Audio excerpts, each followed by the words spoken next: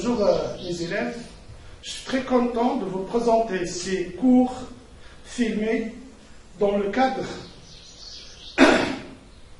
d'associer mes efforts aux efforts des autres professeurs partout dans notre pays pour garder le niveau de nos élèves à la hauteur et de les bien préparer pour passer leur examen dans les bonnes conditions. Donc, un petit message qui m'intéresse à vous faire passer, c'est que par le travail, par le courage, on peut vaincre tous les problèmes. Et la leçon qu'on va traiter aujourd'hui, ça sera la deuxième leçon de la mécanique. Elle traite quoi? Les mouvements de chute verticale. Dans cette leçon, on va voir une application directe de la deuxième loi de Newton, à quel point cette loi va nous permettre de comprendre quelques mouvements. Comprendre quelques mouvements, ça veut dire à partir d'un bilan de force, on peut remonter à trouver les caractéristiques de mouvement. Bien, donc dans notre leçon, le but de notre leçon, c'est, comme le titre le montre bien, nous devons, à la fin de la leçon, comprendre ce que ça veut dire, ou bien arriver à avoir la puissance, la force, de définir ce qu'est un mouvement de chute verticale, à faire un bilan correctement de force, à trouver les caractéristiques cinématiques d'un mouvement, à savoir son accélération, sa vitesse et sa position à des instants bien donnés. Donc, le but, c'est définir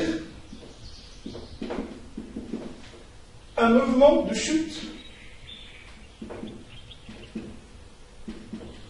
Comme vous pouvez le remarquer sur le titre, j'ai mis le chute en pluriel. Donc il existe plusieurs chutes. Donc, distinguer les mouvements de chute et déterminer les caractéristiques cinématiques d'un mouvement. Cinématique de la chute d'un solide dans un fluide.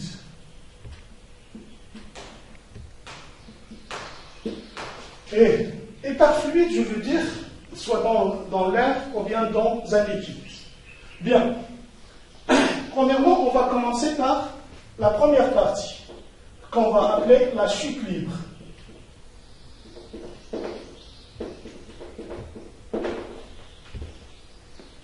Donc, définition, qu'est-ce qu'une chute libre? Une chute libre est un mouvement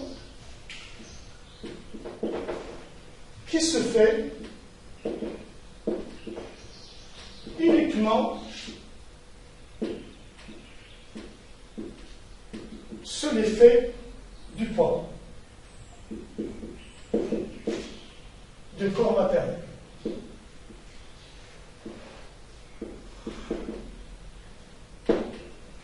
Donc, une chute libre, c'est lorsqu'un solide est soumis uniquement à son poids. Mais, si par exemple, on peut voir la chute de ce corps et la chute de ce corps, on peut remarquer qu'il y a une différence. Au niveau de la trajectoire, au niveau du temps d'arrivée au sol, il y a des conditions à satisfaire pour être en chute libre. Donc, la première, c'est arriver à l'état de négliger les autres forces qui existent en parallèle avec le poids. La première poids dont je parle, c'est une force qu'on a déjà traitée en tronc commun, corps de tronc commun, c'est la poussée d'Archimède. Donc la poussée d'Archimède, c'est une force de répartition due aux effets de force de pression exercée par un fluide, qu'on peut représenter par une force résultante qu'on définit souvent de la forme moins M' fois G. Pourquoi le moins? Il est dans le sens contraire au point. Un prime, ça signifie quoi? C'est la masse du fluide déplacée. Lorsqu'on met un solide dans un fluide, il y a un déplacement d'une quantité de fluide. Cette masse-là, c'est imprimé. Et G, c'est bien sûr, vous le reconnaissez, c'est le vecteur d'accélération de pesanteur, ou bien c'est le champ de pesanteur. Vous allez voir par la suite, je vais justifier pourquoi on va l'appeler un vecteur accélération de pesanteur. Donc, quand est-ce que je peux négliger cette force? Pour négliger cette force, il se fait de prendre un corps plus dense que l'air ou bien que le fluide. Si on étudie la chute dans l'air, il faut que le corps soit plus dense que l'air. Ça veut dire que sa masse volumique doit être supérieure à la masse volumique de l'air. Et il y a une autre force, c'est les forces de frottement dues à l'air. Pour négliger ces forces-là, il faut travailler sur la forme du corps. On peut, dans l'expérience quotidienne, le montre.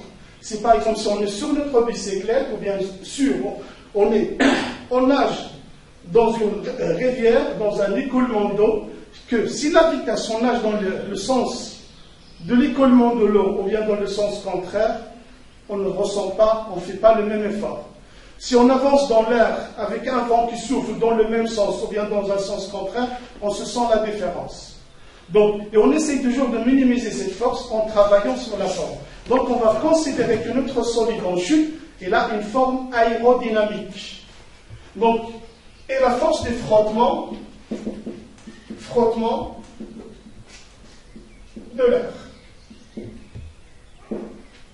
Donc, être en situation de chute libre, c'est négliger ses forces. Donc, il faut, remarque, il faut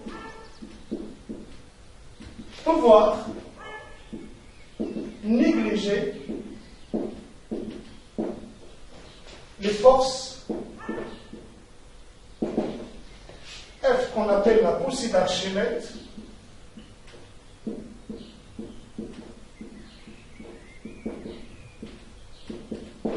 et la force de frottement de l'air. Donc, pour qu'on puisse négliger la force due à la poussée d'Archimède, il faut prendre un corps dense. Donc, on suppose par la suite que le corps matériel en chute est plus dense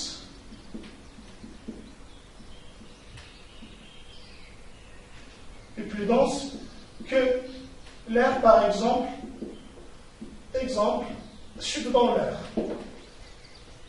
Et que le corps matériel, ou bien le solide, en chute est de forme aérodynamique.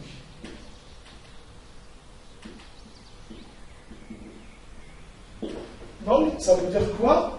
Pourquoi la forme aérodynamique? Pour qu'on puisse négliger la force de frottement de l'air. Bien, travaillons dans ces conditions-là. Et considérons que notre repère terrestre, c'est un repère galiléen.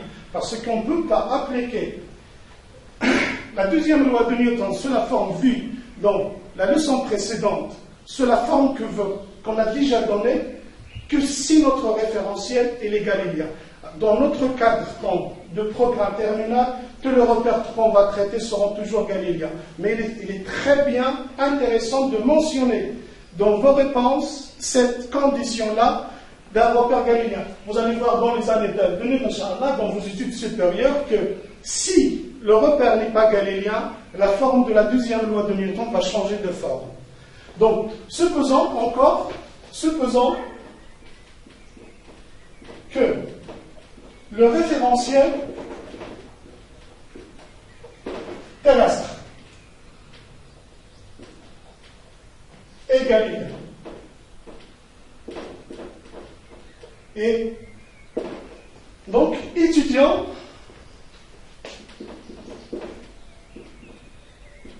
la chute libre d'un solide, donc d'un solide que je veux prendre d'une bille, par exemple, d'une bille B de masse M. Donc, l'application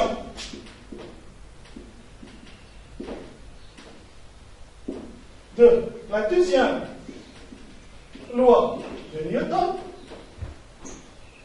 ou bien ce qu'on peut appeler souvent le PFD, le principe fondamental de la dynamique, va mener à ça, à P, la somme, la seule force qui existe, qui est appliquée dans les conditions qu'on a dit précédemment, qu'on a négligé la force, la poussée d'Archimède, on a négligé la force de l'air, les frottements de l'air, P, ça sera M AG. Donc, et on sait bien que la définition de P, elle est donnée par la relation MG, qui est égale à MAG. Donc, on arrive à un résultat très important que AG est égal à G.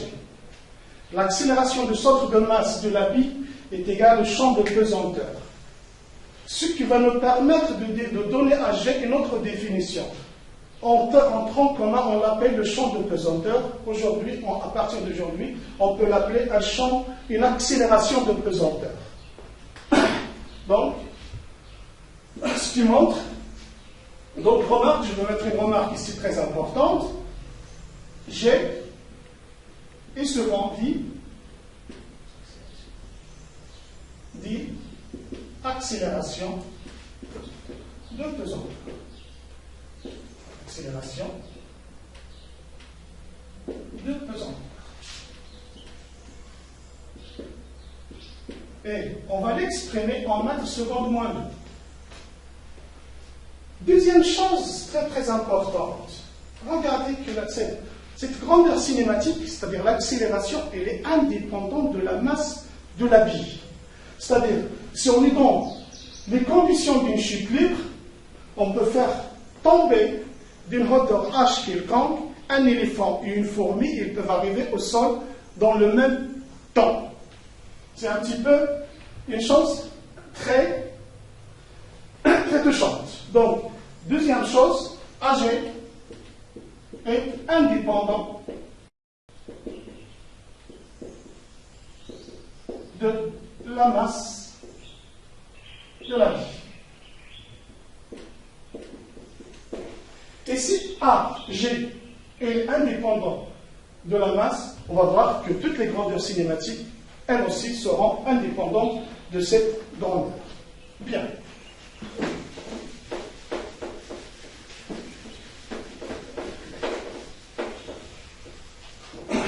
Maintenant,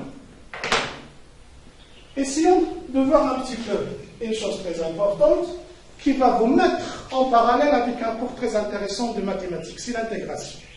Et voir un petit peu à quoi il est bon, il est intéressant de faire attention au cours des maths en sciences physiques. Donc, pour déterminer les autres caractéristiques cinématiques, à savoir par exemple le vecteur vitesse, nous devons utiliser la relation qui existe entre les deux vecteurs. La relation est la suivante, vous la connaissez très bien, j'espère, que AG, dans le référentiel terrestre qu'on a défini, c'est la dérivée de VG sur DD. J'insiste sur on dérive dans notre repère. Donc, pour trouver VG, il se fait de trouver la fonction réciproque. Donc, si par une intégration, je peux déduire facile VG égale à quoi? C'est l'intégrale de AG. Mais avant d'intégrer ça, il faut faire attention à une chose très importante. Nous, on va travailler dans le cadre un petit peu limité, on va supposer que G, il est uniforme. Donc, je vais supposer que G, il est uniforme. Si G, il est uniforme, je peux écrire l'intégration de la dernière fonction, ça permet d'écrire la relation suivante. Bien sûr, ici, on suppose que G est uniforme. Chose qui est vérifiée expérimentalement. Entre en commun, on vous a déjà dit, et vous devez le connaître, que G, il dépend de la latitude du lieu et il dépend de l'altitude par rapport au niveau de la mer. Mais avec des latitudes pas très grandes, relativement petites, on peut négliger les variations de G. Et par suite, le supposer uniforme. Donc, notre intégration sera justifiée dans le cas où G est uniforme. C'est la chose qu'on va supposer vraie jusqu'à la fin de notre séance. Au moins. Bien. Avec cette expression-là, on peut se demander quelle est la nature du mouvement de notre corps. Et ici, j'aimerais bien rectifier une chose ou bien souligner un truc très très important. Souvent, origine d'erreur pour les élèves. Qui dit que chaque fois que le vecteur accélération est constant, alors le mouvement est rectiligne uniformément varié. Vous allez voir que ce n'est pas le cas, ce n'est pas toujours. Tout ça dépend du vecteur V0. Donc, la seule conséquence que je peux tirer de la dernière formule, que je peux dire que mon mouvement, c'est un mouvement plan. Donc, ce que je peux déduire de cette expression, c'est dire que le mouvement de centre de masse de la bille, c'est un mouvement plan. Et il est dans le plan engendré par les vecteurs G et V0. Donc, on peut dire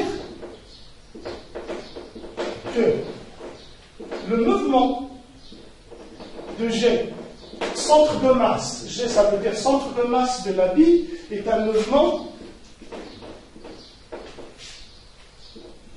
plan. Dans le plan formé par V0 et G.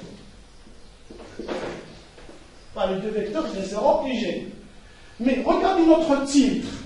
Nous, on s'intéresse aux chutes verticales, c'est-à-dire à un mouvement rectiligne. Donc il y a une condition très importante à imposer au vecteur V0 pour avoir un mouvement vertical. Donc, on va travailler.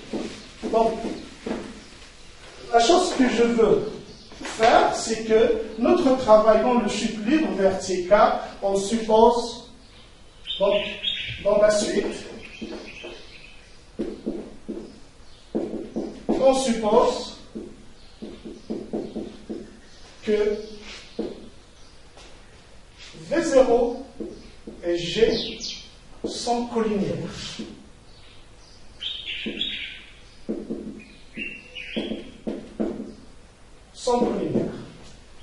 C'est-à-dire, on aura un mouvement de chute libre avec ou sans vitesse initiale.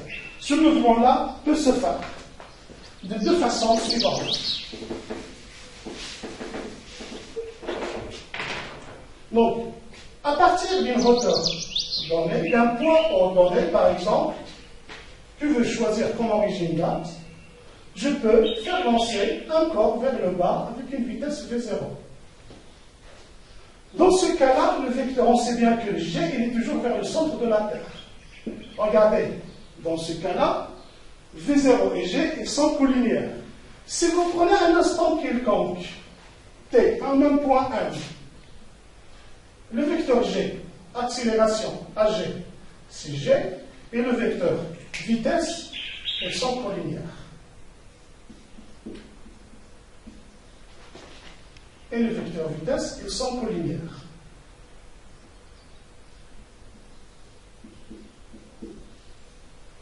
C'est-à-dire, on a le produit scalaire AG, scalaire V, G, et il est supérieur à 0. Donc, on est devant une situation d'un mouvement rectiligne uniformément varié, qualifié d'accéléré. Ou bien, on peut avoir la situation suivante. On va lancer à partir du sol, ou bien d'un point de la surface de la Terre, un solide de forme aérodynamique dense avec une vitesse initiale verticale V0. Ici, à un instant donné, on a un point 1. Le vecteur accélération, il est comment? C'est toujours G. C'est toujours G. vecteur accélération.